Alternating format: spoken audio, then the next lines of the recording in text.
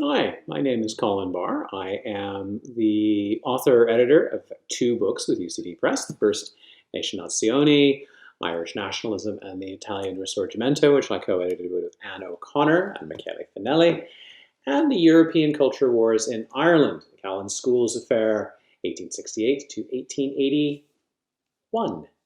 Almost couldn't remember. I have been asked today to talk to you about the second one, the European Culture Wars in Ireland, which I published in 2010.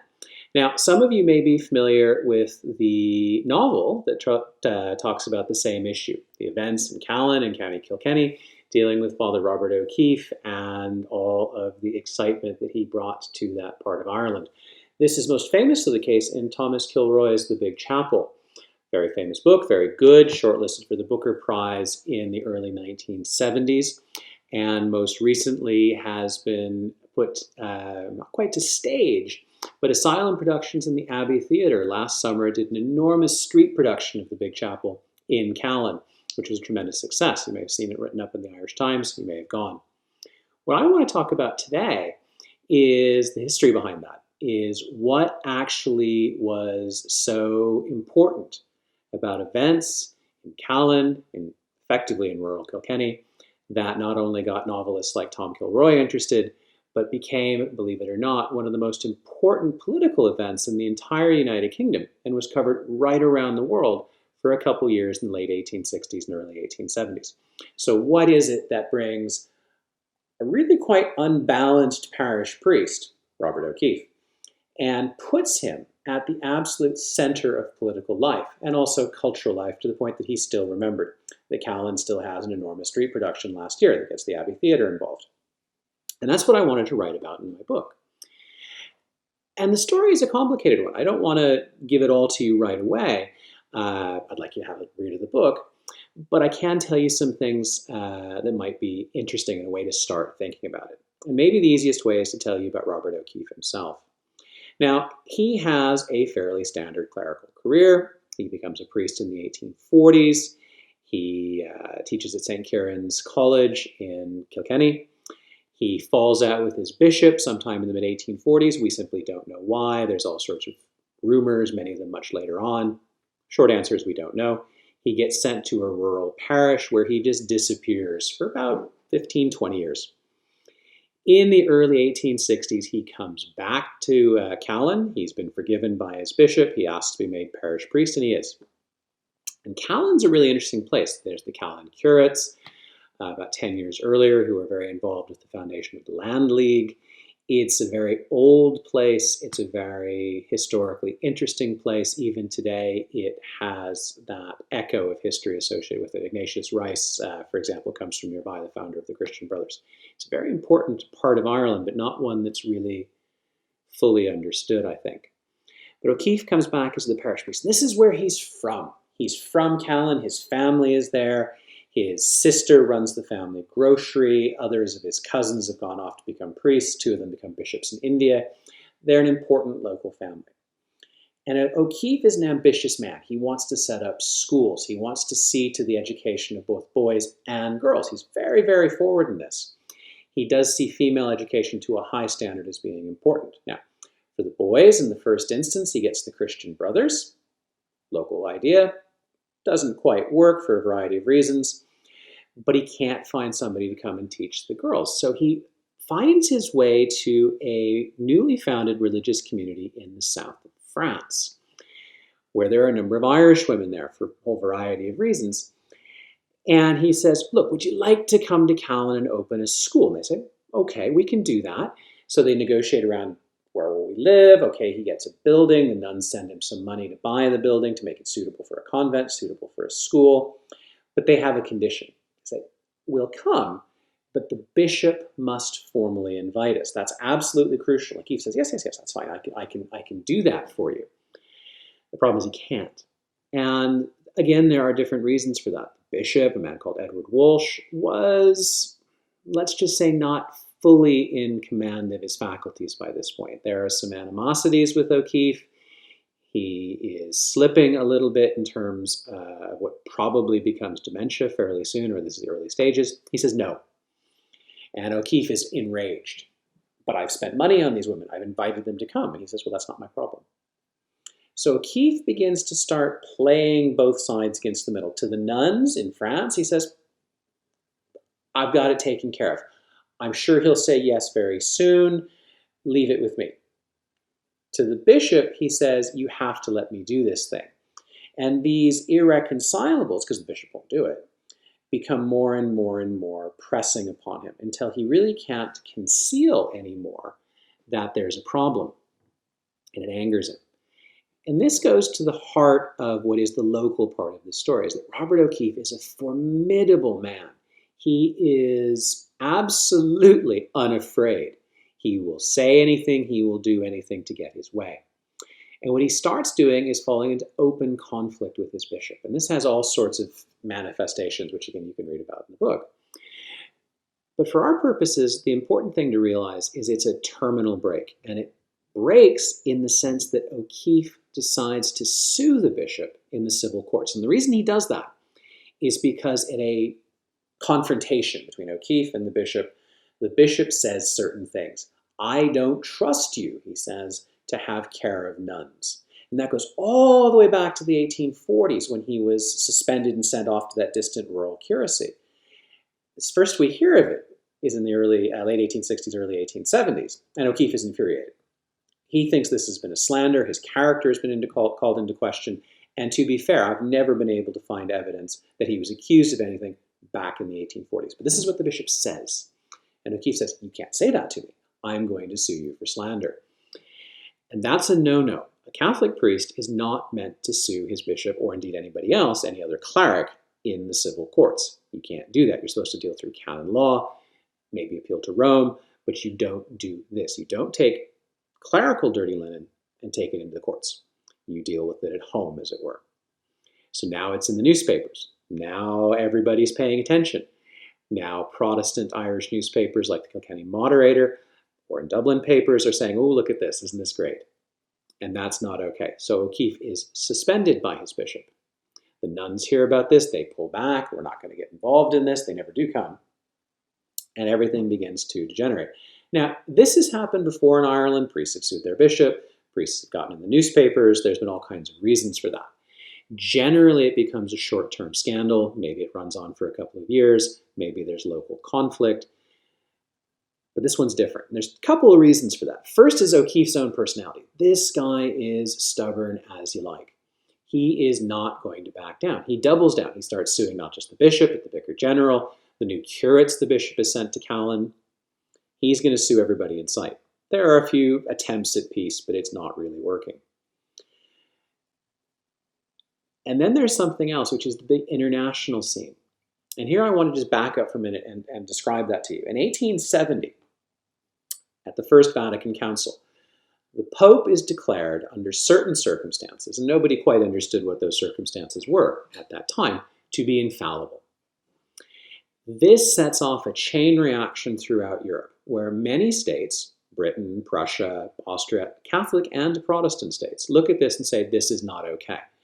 If a pope is infallible, and he tells, for example, the Catholic citizens of Prussia or the Catholic citizens of France that you must assassinate the president or you must vote for a particular political party, then this is what they reasoned, oh gosh, these people are going to have to do that. They cannot be both good French, British, or Prussian citizens and also good Catholics now that infallibility has happened. Now, does this turn out to be true? It does not, but it's a widely shared fear. And in that fear comes a response, an attempt throughout Europe and further afield to limit the power of the Catholic Church, to understand the Catholic Church as being aggressive, to being a threat to what is called civil and religious liberty. You see that phrase over and over again. O'Keefe will eventually write a book with something of a similar title. And you see, it's called the Kulturkampf in Germany. You see attempts to limit the power of the Catholic Church through legal means. So O'Keefe's fight, his lawsuits, his argument, this thing about nuns and schools, a bishop who may not be fully in command of his own faculties, this gets tied up and connected with this much bigger European and global phenomenon. And that means it gets attention. It gets picked up not just in the London newspapers, it gets picked up around the world. There are headlines on the front page in Finnish newspapers. The New York Times describes Robert O'Keefe as the Luther of Ireland. The Sydney Morning Herald writes an editorial about how important his case is, and so on and so forth. It's an absolutely global phenomenon, far more than just a little parish squabble really should justify. And part of the reason it gets the attention in this way is two related facts. In Ireland at that time, the national system of education was effectively, but not legally, denominational. We still see these debates today about whether church parishes and priests in the Catholic Church should sponsor so many schools in Ireland. And at this time, that was the solution, the 1860s, 1870s, to the question of how would Catholics be prepared to participate in education, publicly funded education, while still feeling they had some control over what was taught, and that was the deal. So one of the informal arrangements was that a parish priest would be the patron of a local national school. And he would appoint the teachers, he would oversee things, he would handle the money, but the school would have to teach the national curriculum and would be subject to inspection. So when O'Keefe was suspended by his bishop, could he, the question became, still be the patron of the national school? And the education commissioners who sit in Dublin and are very carefully mixed between Catholic and Protestant, a majority of them said, no, he can't. It's supposed to be the parish priest. He's no longer the parish priest. How do we know? Well, the bishop told us he's not the parish priest because he's been suspended. Therefore, we sack him as the manager or patron of the national schools. Similarly, he was chaplain, O'Keefe was chaplain to the local poor law, to the workhouse, which again is a job he held because he was the parish priest of Callan. When the bishop said he was no longer priest, the poor law commissioner said, well, you're no longer chaplain now too, because you're only one, because you're the other. And O'Keefe said, wait a minute, these are jobs that I hold, I am paid for them. Nowhere in law does it say I have to have a note from my bishop saying I'm okay. What this actually means, he says, is that the government is firing a man from his job, taking money from his pockets, because the bishop has said so. Who is in charge, O'Keefe asks? The Parliament, the Poor Law Commissioners, the National Education Commissioners, or the Bishop of Ossory, which is the diocese in which Kilkenny sits? And that's a question calculated to immediately go to the heart of this wider European and global debate about who actually is in charge. Will it be governments, or will it be this new infallible Pope in Rome? So everybody's paying attention. Oh, we know what this is. This is just like what's happening in Prussia, or this is just like what's happening in Switzerland, or many other places. Politicians understand this. British politicians do. So you get some quite extraordinary things. You get William Gladstone, the great British Prime Minister, actually meeting with Robert O'Keefe, an extended conversation at his country home. He thinks O'Keefe's been hardly used, his own words. The Conservative opposition, Gladstone is Prime Minister at this stage, the Conservative opposition under Benjamin Disraeli begin to use this as a stick with which to beat the Liberals. Look, you are kowtowing to Rome. You are subservient to the Papists. How dare you do this? And everybody in the British political establishment is very nervous about this. So you get these huge debates in the House of Commons over a couple of years. You get wall-to-wall newspaper coverage. And at the same time as this becomes a central event in British political life in 1872 and 1873, you have this parallel series of events in Callan itself, because Callan is pulling apart. Callan has degenerated into factions, those who support the parish priest and those who support the bishop. And this is becoming worse and worse and worse. 1871, 72, 73, almost every Sunday, there are competing masses. The Augustinian Friary, if anyone knows Callan, it sits at a hill like this. You walk down the high street, and the base of it's the Augustinian Friary. And at the top is the beautiful parish church. You can see it in Neil Jordan's film Breakfast at Pluto, on Pluto. Anyway, there's this wonderful long, high walk between the two. The Augustinian Friary is holding masses authorized by the bishop. O'Keefe has kept control of the parish church at the top of the hill. And every Sunday, the competing factions go to their church, and afterwards they have what amounts to a riot. There's fights constantly. And this still divides Callan to this day. Kilroy talks about it in the Big Chapel. The memory of which side your family was on still marks it out. You can talk to older residents of Callan, And if they'll tell you, which they won't always, they can tell you what side their family was on, what side their neighbor's family was on, and this lingers. Kilroy talks about it. It must have been about this time, he writes, the place got a bad name with travelers in the area. I think that's a bit unfair. Callan's very welcoming. But this lingers. This fight goes on Sunday after Sunday after Sunday for several years. And this, of course, gets in the newspapers too. It's all very exciting. It confirms all kinds of Protestant and British prejudices about Catholics. Look, they're hitting each other with sticks. They're having a riot every Sunday. This is what do we expect from them? So it's a useful thing in that way. It's embarrassing to the Catholic Church for the same reason. This isn't what we want to read about in the papers.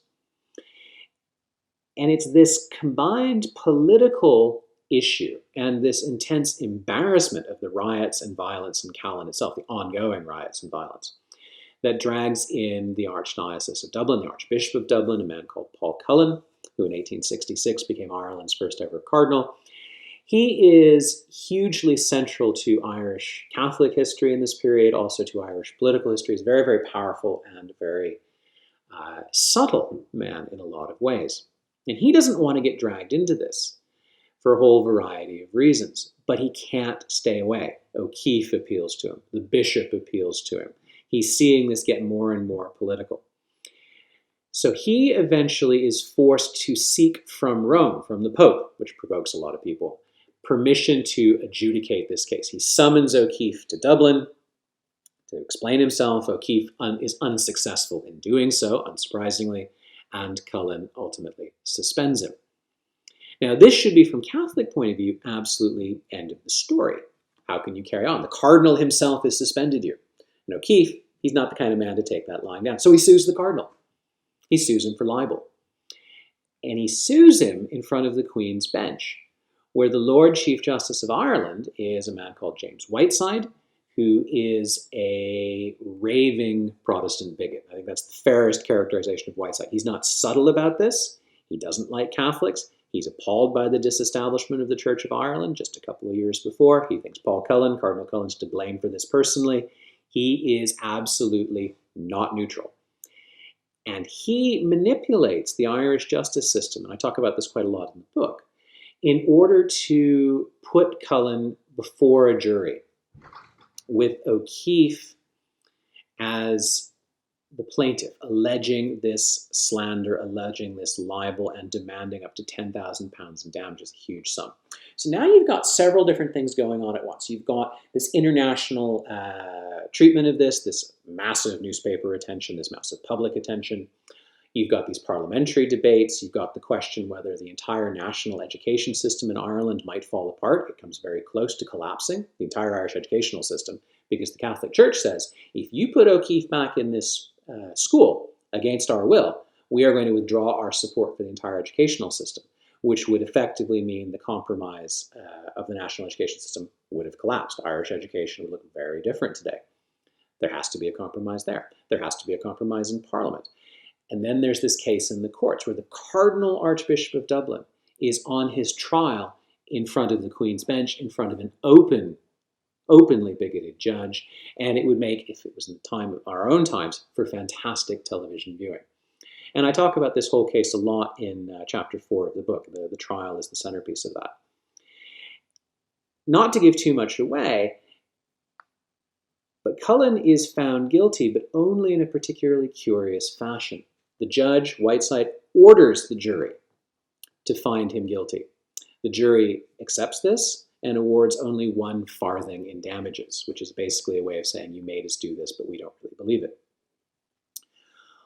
My wider point with the book, and what I tried to get into, what I hope I achieved with it, is to take something that is inherently local. The events in Callan, the violence in Callan, the effect on the community in Callan, the demographics of the dispute, the things that actually were caught so well by the Asylum Productions and Abbey Theatre production, Big Chapel X last year. And were done so very, very well, that local violence, and saying, how does this play into European affairs? Because it is a fundamental belief of mine as an historian, that what is lacking all too often in Irish historiography and the writing of Irish history is a sense that there is a world out beyond the island, that it's not always the case that everything that happens in Ireland is a purely, as it were, Irish matter. So often things happen in the way they do or are picked up in the way they are because people further afield are interested or it relates to events that are happening elsewhere, whether that's in the British Parliament or at the Vatican Council or in Prussia with Bismarck's Kulturkampf.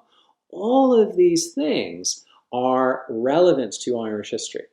And I think in the O'Keeffe case, I found, or I hope I found, a really local case study that has all of these different manifestations. Violence in Callan, political affairs in London, international attention everywhere around the world, and also this great trial at the centerpiece, putting the Catholic Church essentially on its trial for its own internal policies, which again is part of this wider European event. That's why I called the book The European Culture Wars in Ireland. So that's a very, very fast, and I realize actually not so fast, I'm looking at about 20 minutes. So I hope if you're still with me, I've intrigued you enough to say I'd like to know more about this. And if it's something you would like to know more about, I think there might be a way for UCD Press to arrange for some question and answers. We can see how that works. You can, of course, also, I believe, still buy the book. You can also, and I would very much recommend this, read Tom Kilroy's novel. It's been recently republished in a modern and shiny edition. And you can also listen to a podcast online that CKR Radio did called The Skinny on the Schism, which over, I think, 4 or 5 parts goes into really great detail on the whole O'Keeffe affair. So it's been a great pleasure talking to you. I hope lockdown has not been too hard on you, and I wish you all of the very best here in Scotland. Thank you.